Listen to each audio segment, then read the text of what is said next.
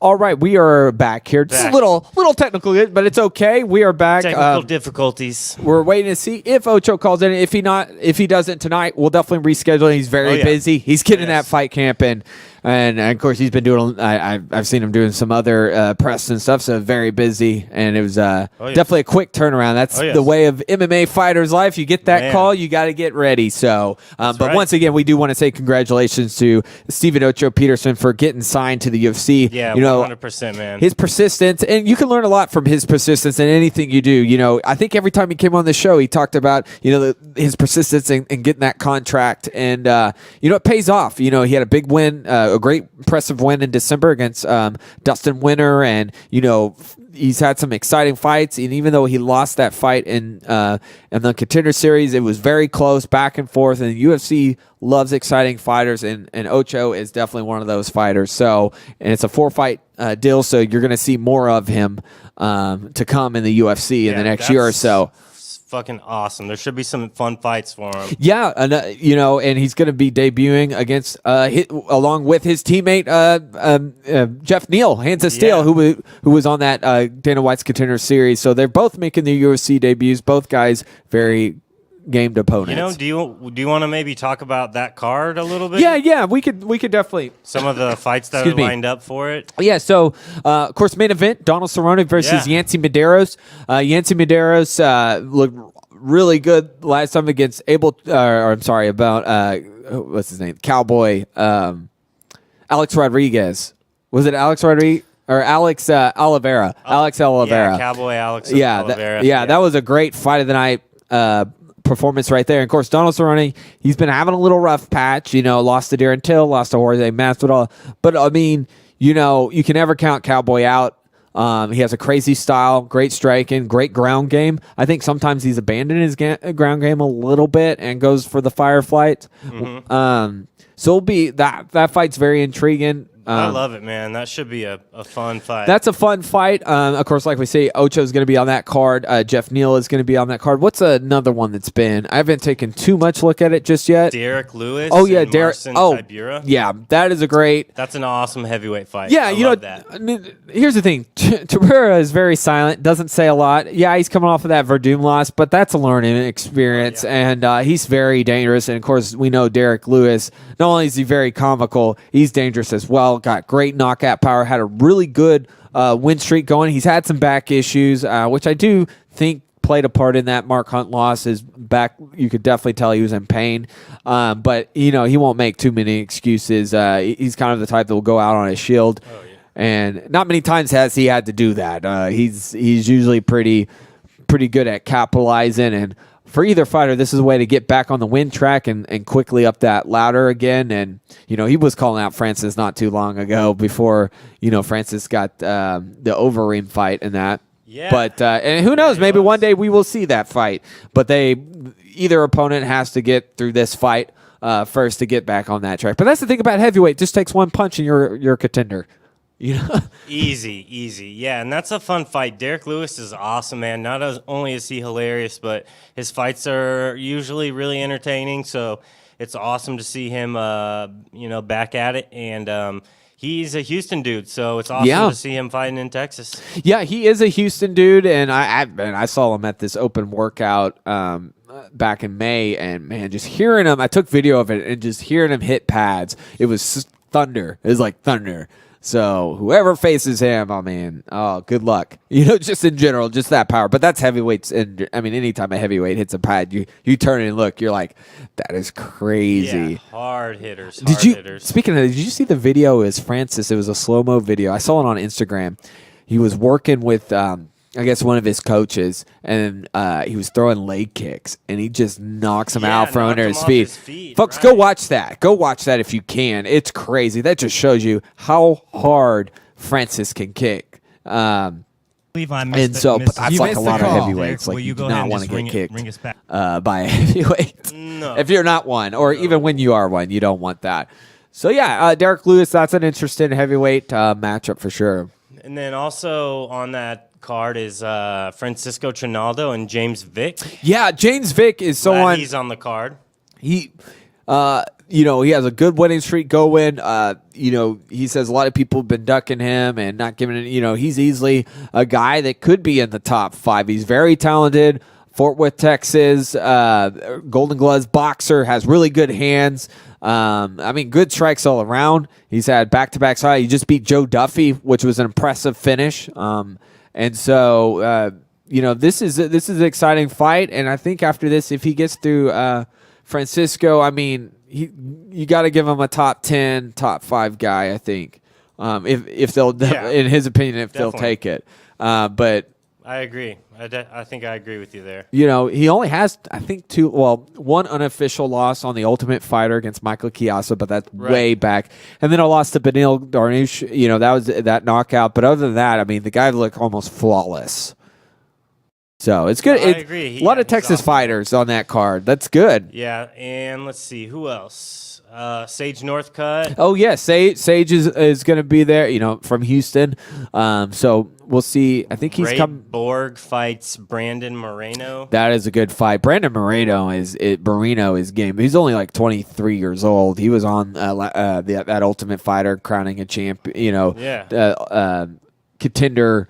Flyweight contender show, and he's very aggressive. Don't let the loss to Sergio Pettis, judge him at all.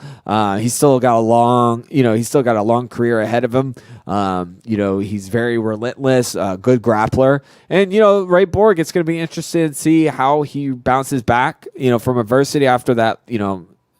Devastating loss. It was definitely a landslide victory. And of course, everyone was talking about that armbar submission. It was crazy. Man. But it was crazy. But when you lose to a guy like Mighty Mouse, nobody's gonna fault you. No. If anything, it could build you back up, light a fire, learn what you got to do at that level. You've now had a taste of it. You know what you faced before, and I think Borg is a very confident guy, and I don't think he's gonna sit on a loss. So it's intriguing to get both guys back into the mix of things. Definitely. And lastly, of course, we mentioned Ocho's on the card. And let's see, I believe today they announced Thiago Alves and Curtis Millender. Yeah, I don't know too much. No. Curtis is a newcomer. Thiago Alves is been in there for a long time. He was title fight. He was supposed to fight Mike Perry back in September, but that whole hurricane thing, kept him out of that fight. But now he's back. He's ready to go. So we shall see. Maybe we will see eventually him and Mike Perry go at it at some point. But hey, you can never overlook contenders, because you know what? I didn't know who Junior Dos Santos was, and when he took on Fabricio Verdum, and he made a name. Nobody knew Joe Lozon when he took on Jens Pulver, and man, he slept Jens Pulver. You can't sleep on these guys just because you don't know their name. That's right. That's definitely right. But that tells you about MMA. There's so many prospects and potential out there. And when you sign that dotted line to the UFC, you definitely have some talent. You're definitely, if they came out and say, hey, we want to sign you, and then they want to pair you up with Thiago Alves, it means they actually have, they see something in you and doing that. And, it's just about you stepping in there and letting it go. And so, it's exciting. Spring, winter, spring, there's a lot of great cards coming together. So you mentioned Paul Felder and Iaquinta. That is definitely booked on that Brooklyn card. Okay, so that makes sense. So that makes sense. So now you just, I could feel Chris Weidman being on there. He's a big draw there in New York. And that makes in my opinion, makes all the sense. And hey, that gives a chance for Joanna to redeem herself in that state. By the way, so we just mentioned that Austin card. UFC Media Relations, if y'all are listening, we applied for credentials. Please give us access to the show. We would love to cover it. Yeah, we're, Texas, getting a chance to cover, UFC here in Texas, and just kind of showing that support. It's Texas media and that, and showing the local Dallas fighters here like Steven Ocho and Jeff Neal support there, just covering them. And we've been covering them for a little bit now, and just be a part of that Yeah, would love experience. the opportunity to That would be awesome experience to be a part of that and just show support, for Texas fighters. But in general, I always say go to your local MMA shows, whatever city you are in, whatever state. Show your support. Yeah, if you're an MMA fan, check it all out. It's not just UFC, it's not just Bellator, it's not just Professionals Fighter League.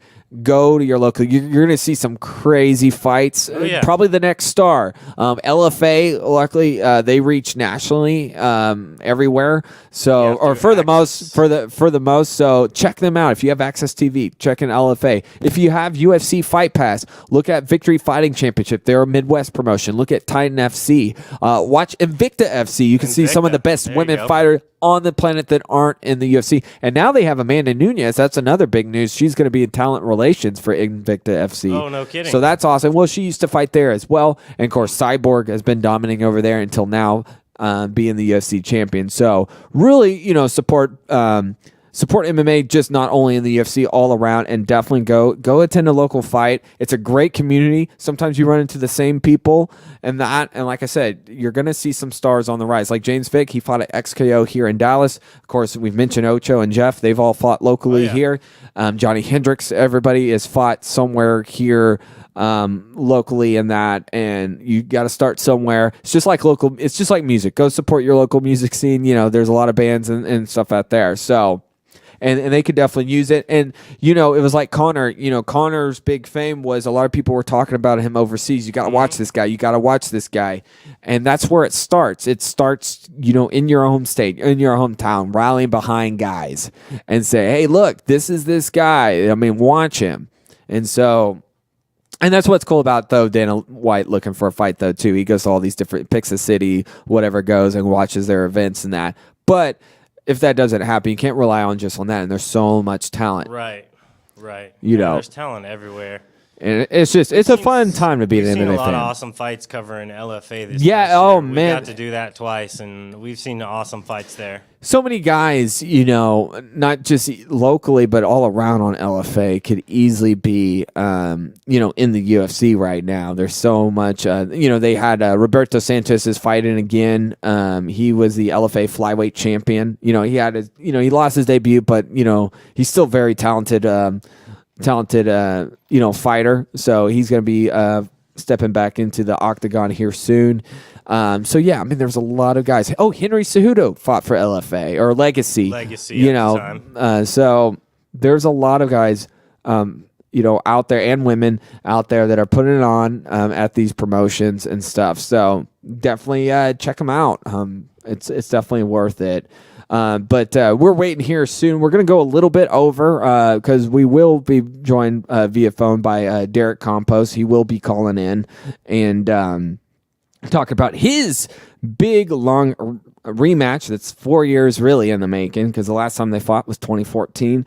Wow. That's right. Yeah, but Derek is definitely, I can tell you this, Derek is definitely, both guys are complete different fighters than they are. And, this is a very intriguing rematch. And like we said at the beginning of the show, could easily be the number one contender fight. Bellator hasn't said anything, but I think if Chandler, depending on how tomorrow night goes for him, if he decides he does not want to go after Brent Primus and do something else, then this is what makes sense, the winner of this fight. And it's happening February 16th, so it gives enough time to kind of clear the air, if that makes sense. So we'll get his thoughts on that. We'll get his thoughts too on, we'll recap again that Bellator card, get his picks. I always like picking Derek's brain about fights there in Bellator or just in general, and we'll get his pick on that. Matt Metrione, Roy Nelson, that is a rematch. It's a rematch tonight.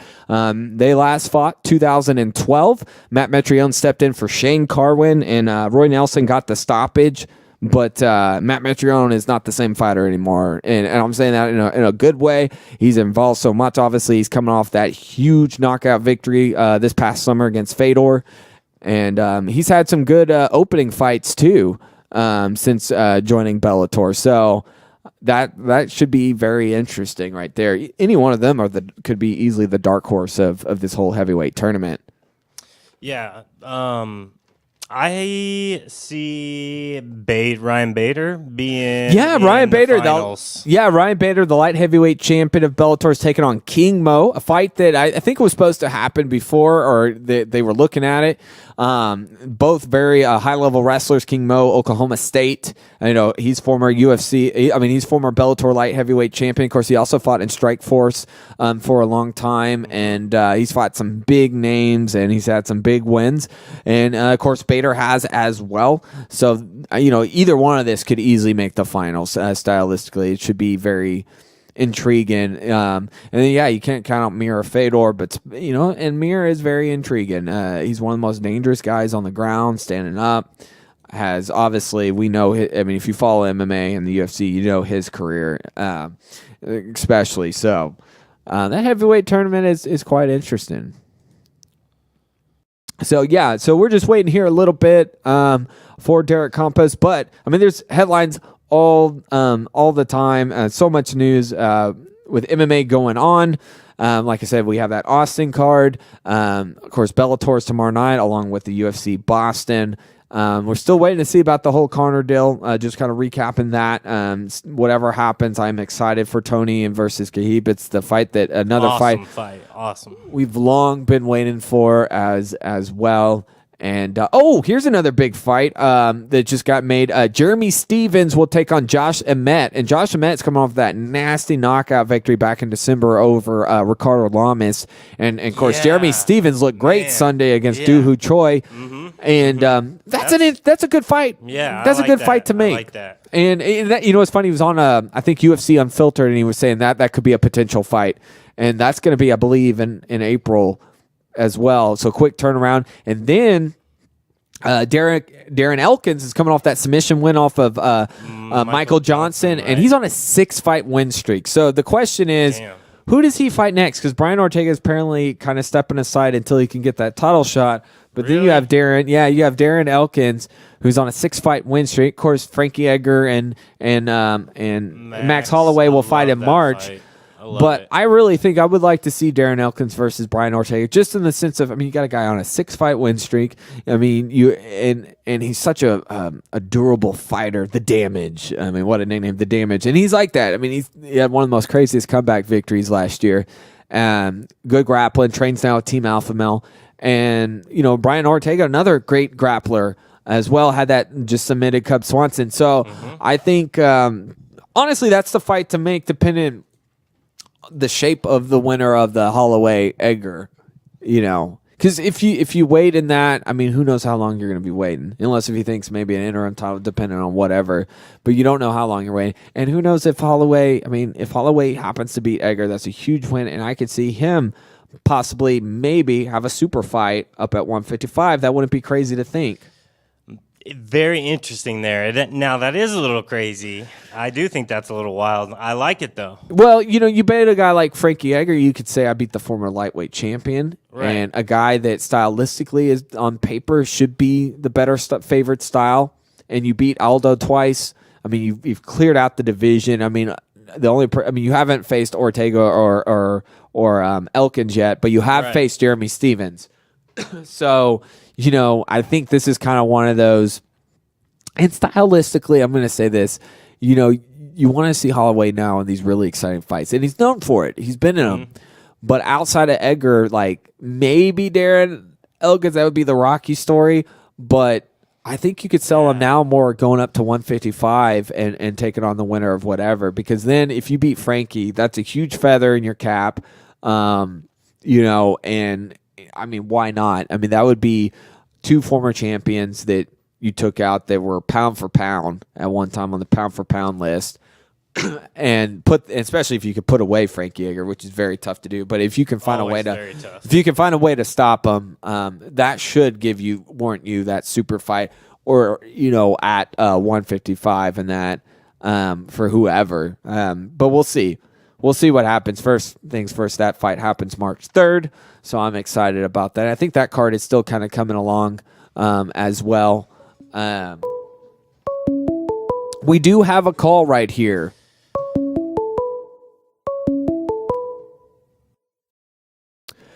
All right, Derek, welcome to the show. Hey, Charlie. Thanks for having me. And so we've been talking since the top. We've been excited to talk to you all night, man, because we've been breaking down Bellator, but your rematch against Patricky, it's a long time coming.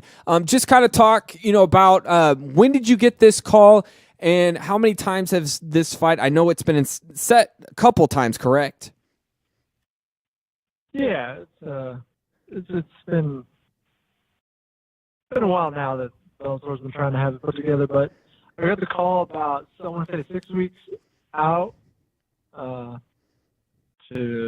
fight Patricky, and so had to wait to get the contract in, but it was about 6 weeks, so it didn't really matter whether it was 6 weeks, 8 weeks, 12 weeks. Just been staying lean and mean the whole time, so. Now, with some of these contracts, do they have to? Are they a little bit secretive at sometimes? Are you not allowed to break the news, publicly yet, just because of all the details that go into them? Maybe all the legal. Yeah, you have to. It's always the protocol to wait until the fight is announced and make sure that everybody's on the same page to make sure that when the fight is presented and it's done right. Yeah. You want to make sure everybody's on the same page. Well, yeah, and then you've heard fights kind of jump the gun before, and they don't happen, and nothing was set in stone, and then especially from fan standpoint, they kind of get their hopes up, and I'm sure the fighters do too that might be involved. But this is we were talking about this is perfect fight to happen right now with how the division and first I just want to get your thoughts again on what do you think about this rematch? I mean, you're on a 4-fight win streak. You had probably one of the best fights of the year against Brandon Gertz. And what did you think about his last performance against Benson Henderson? And what do you think he's going to try to do a little bit different this time? I think Patricky's coming off 2 big wins. I'm four in a row right now myself. It makes for a great fight. I'm excited to go in there and just implement my game plan and impose my will. Patricky, I think his game has evolved over the years, and he's become a little bit more patient, a little more technical. But at the end of the night, I look to impose my will and just really grind him out, break him down. I just don't see him being able to compete with me in this fight. Well, and one thing, and I know that last fight was 4 years ago, so it's definitely a distant memory. What are some areas that you feel like you've definitely been working a lot on since that fight? Definitely your power has been huge. We saw that in the Melvin Gillard fight as well, and you just being able to mix it up. So, what are some things that you've probably changed a little bit since then in your training? Yeah, it all starts with the focus from every day to day, discipline of making sure that, number one, that you're taking care of the body and sticking to the right diet. So, I don't really bulk like I used to. I stay pretty lean, honestly, and I implement a strength and conditioning regimen that keeps my body lean and puts on good muscle mass without slowing me down. And to top it off, I train every day and focus on each one of the martial arts that I, train in to make sure that I'm at the top of my game in each one of them.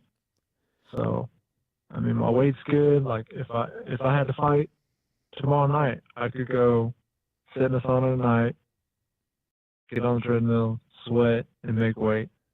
That's how in shape I am. So, yeah, if I had to fight Patricky tomorrow night, yeah, I could do it. Do you feel like some guys, they just bulk up in between too much, get big too much because maybe they're trying to work on, get that extra strength going. Maybe that last fight didn't go as well. I need to get stronger. Do you think that's some of the mentality for some fighters?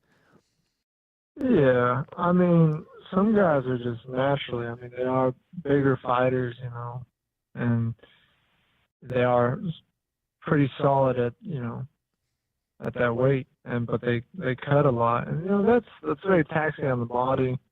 But for me, I've finally found that what works for me is just sticking to a certain diet, and I stick around 163 pounds, 164, 65 pounds, and just stay lean. And the key is just really just the diet, just doing it right. I think that it's just senseless to make such big cuts. Yeah. I have a lot of younger fighters in their early 20s talking about cutting 15, 20 pounds, and I'm like, no, don't do that. It's so pointless, and I think that it's definitely time for boxing commissions to crack down on too much weight cutting, which I mean they are, and it's just I think one day we should see where fighters just fight at their natural weight and not be allowed to cut too much weight anymore.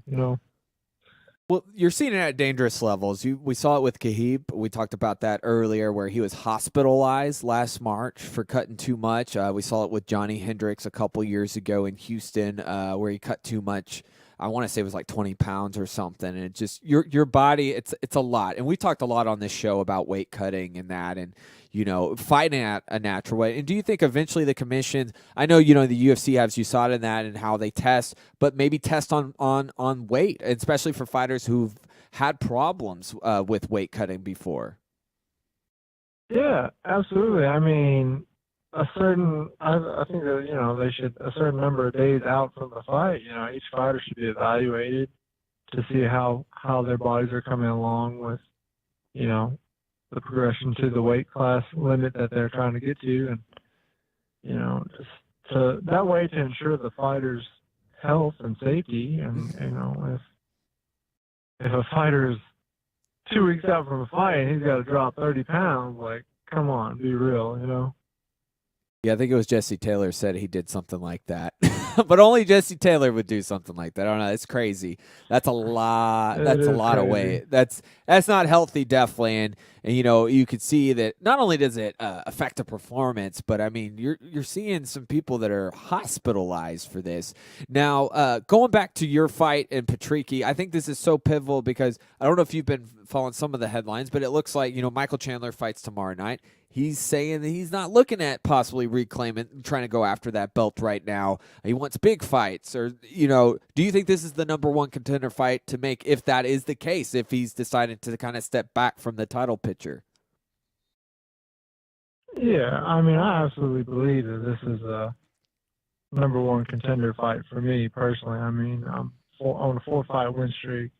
A big win here that is enough to say that I've earned a title shot.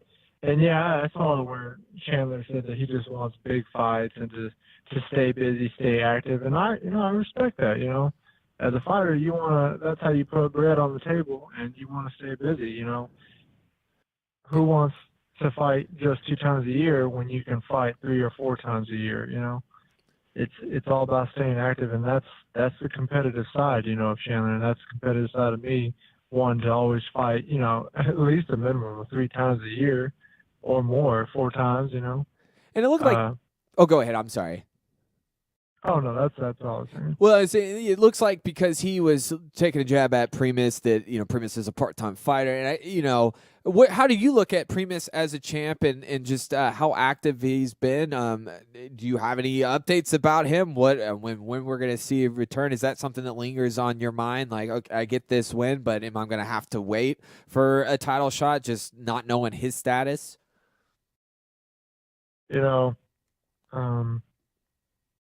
I don't know what the deal is with Primus. He got the belt. Chandler called him a part-time fighter, but I mean, at the end of the day, every fighter's different. Primus is just one of those fighters who really doesn't compete a lot in the cage. And he just happened to, I don't want to say get lucky, but fate made him a champion, and he's going to have to do what a champion does and defend that belt at one point or another. So I mean, yeah, he may be tending to his personal life right now, which you gotta respect that. Every man needs to be with his family or take care of his own personal business. But at the end of the night, you are a professional fighter. You need to get in there, defend your belt if you have the belt. So I mean, yeah, that's where I stand on that. So I mean, after this fight, I plan on becoming the number one contender. And if Primus is available to fight for the belt, let's do it. And if not, I'll fight the next guy that thinks he should be the number one contender. And if that ends up being Michael Chandler or Goichi Yamauchi, then so be it. I'll fight every guy in the weight class and beat every guy in the weight class just to prove that I'm the champion, whether I have that belt or not. Well, on that main card with you in that main event is Big Country Nelson. I always love picking your brain, picking on fights, and against it's another rematch against Matt Metrione. How do you think that fight's going to go down? I'm not sure how that one's going to go along, but part of me is just rooting for old Big Country. I just he seems like the kind of guy you got to root for. I don't know.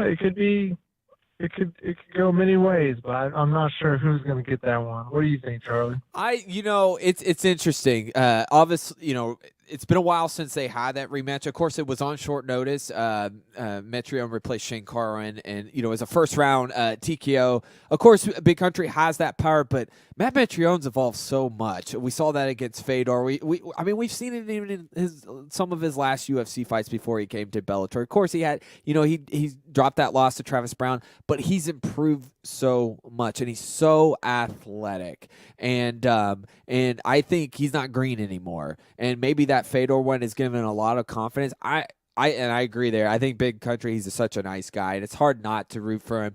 But I think stylistically right now, I think Matt Metrione can take this one. Maybe it's a 3-round fight, so I just see it favor a little bit Metrione. I think he's got a lot of momentum coming in here off of that Fedor win, and I just think his athleticism.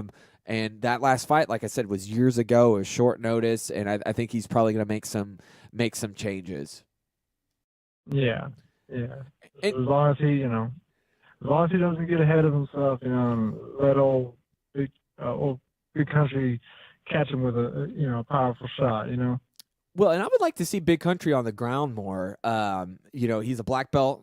Brazilian Jiu-Jitsu has a really under-rounded ground game, and that's one thing we didn't get to see a lot from him in the UFC. We saw it, briefly on The Ultimate Fighter.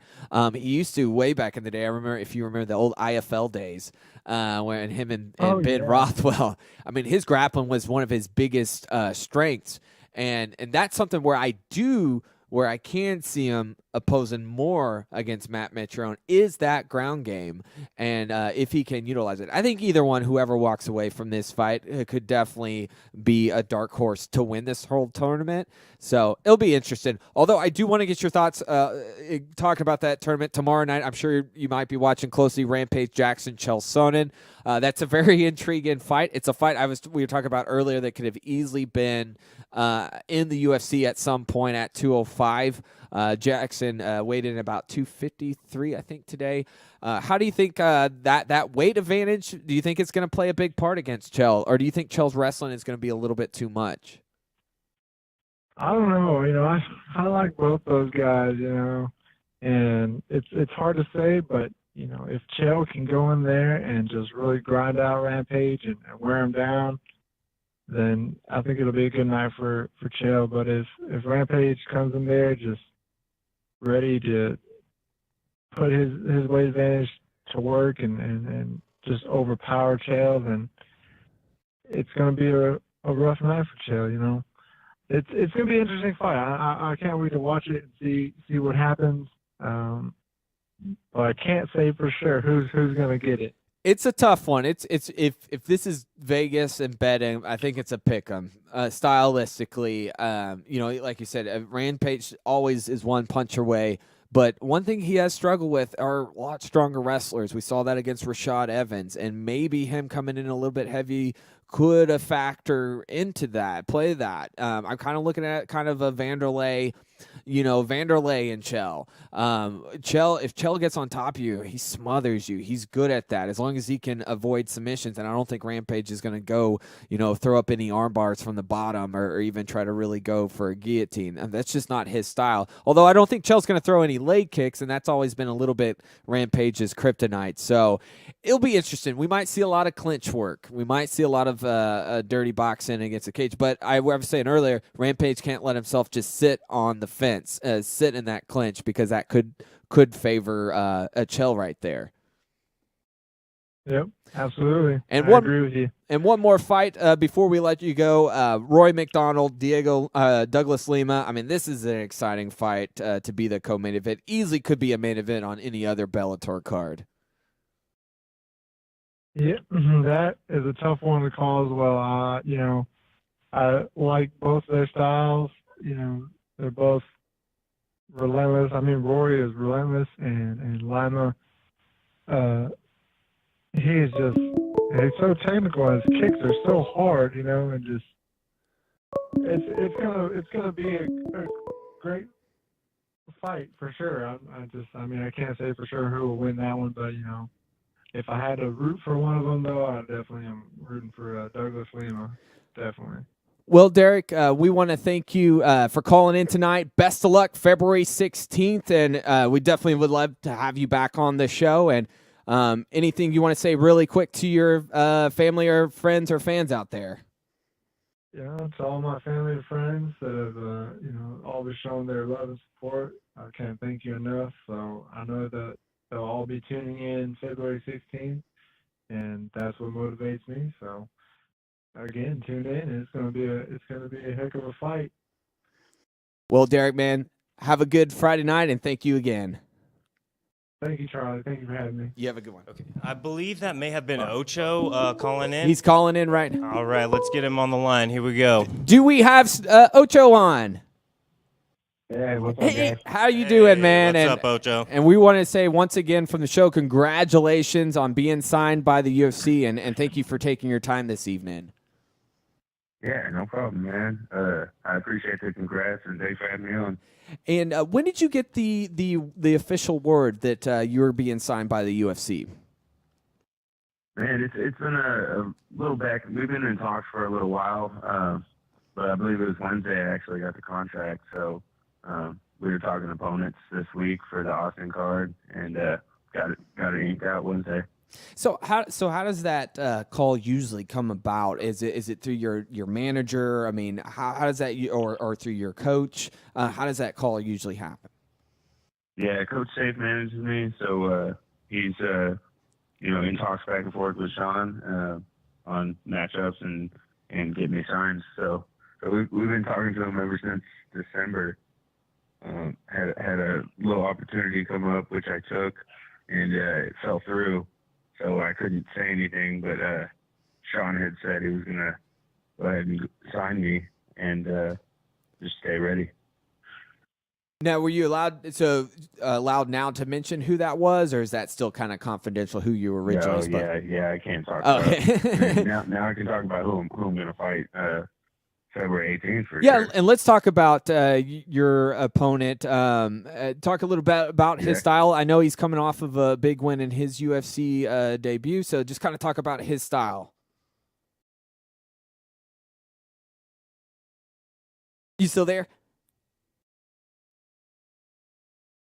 Yeah, can you hear me? Oh, yeah, sorry. It was breaking out a little bit. Yeah, so just kind of talk about your opponent.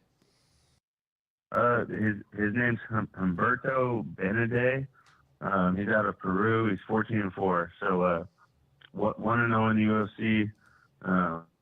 And good matchup for me. This is definitely one of those I think one of those fan-friendly type fights. Another exciting fight to definitely make. Just look at, and I'm gonna be honest, I didn't know too much about it. I had to go back and kind of look at his highlights, and then I was like, man, this is an exciting matchup. Austin is very much, in for a treat. And of course, I said, having Ocho is definitely a treat for the UFC. I mean, you put on back and forth, battles, and so this is one that's definitely great for a debut. Is that something that you saw based what you have seen of him so far? Yeah, dude's scrappy. So yeah, you can expect fireworks for sure. I know I'm going to go in there and get the job done, but it's not going to be easy by any means. It's definitely going to be a war. What are some things that you feel that you're going to capitalize the most in this fight?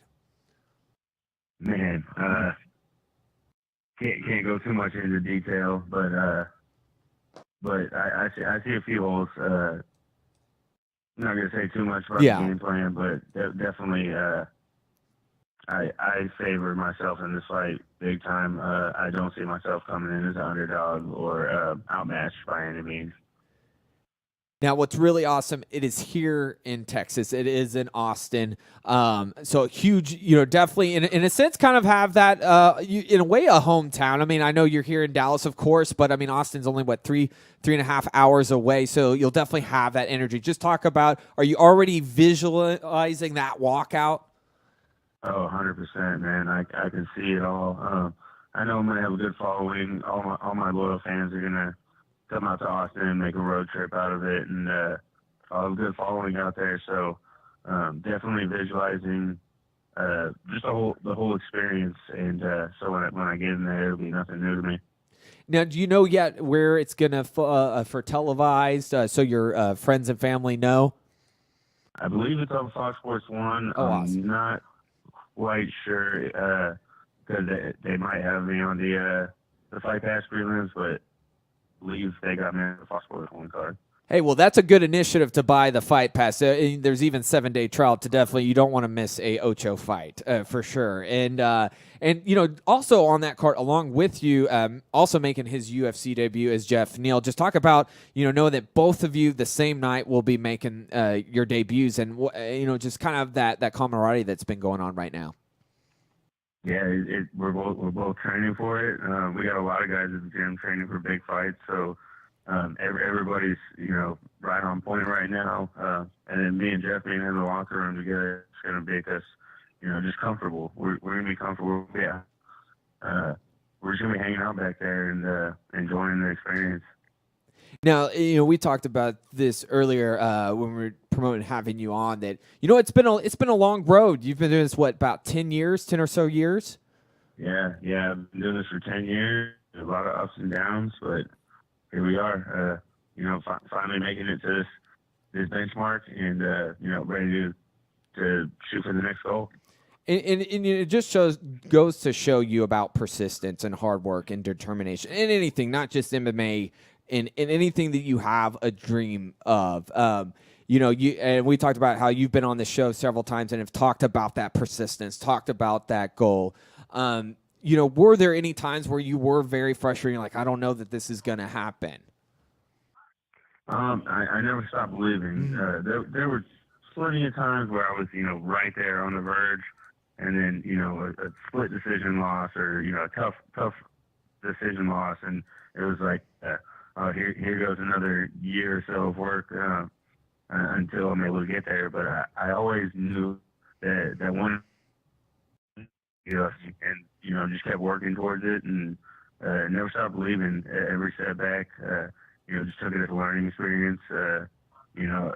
Opportunity to improve, get better, and keep working towards my goal.